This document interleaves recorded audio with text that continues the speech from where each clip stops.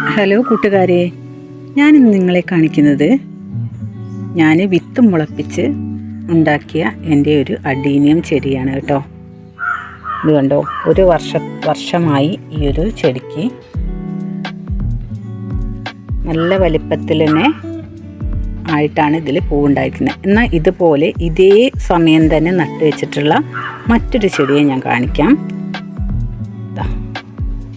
ഇത് കണ്ടോ, ഇതേപോലെ ഒരു പ്ലാസ്റ്റിക്കിൻ്റെ ബോട്ടിലാണ് ഞാനിത്, മിനറൽ വാട്ടറിൻ്റെ കുപ്പിയിലാണ് ഞാനിത് നട്ട് വെച്ചിട്ടുള്ളത്. എന്നാൽ ഇതും ഒരേ സമയത്തുള്ള പ്ലാന്റാണ്. ഇത് കണ്ടോ, ഇതിൻ്റെ വലിപ്പം കണ്ടില്ലേ? ഈ ഒരു പ്ലാസ്റ്റിക്കിൻ്റെ ചെറിയൊരു ബോട്ടിലും കണ്ടോ നല്ല രീതിയിൽ പൂ പിടിച്ച് നിൽക്കുന്നത്. ഇത് ഞാൻ വിത്ത് പാകിയിട്ട് മുളപ്പിച്ചിട്ടുള്ളതാണ്.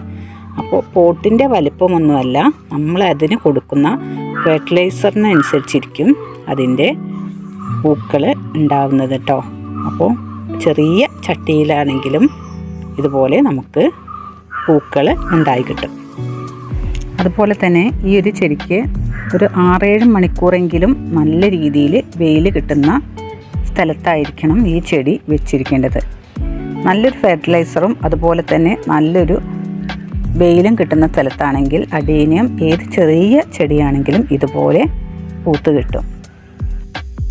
അപ്പോൾ കണ്ടില്ലേ, ഇതുപോലെ ഒരു പ്ലാസ്റ്റിക്കിൻ്റെ കുപ്പിയാണെങ്കിലും നമുക്ക് അഡീനിയം ചെടി പൂക്കളം ഉണ്ടാക്കിയെടുക്കാമെന്നത് കണ്ടപ്പോൾ മനസ്സിലായില്ലേ?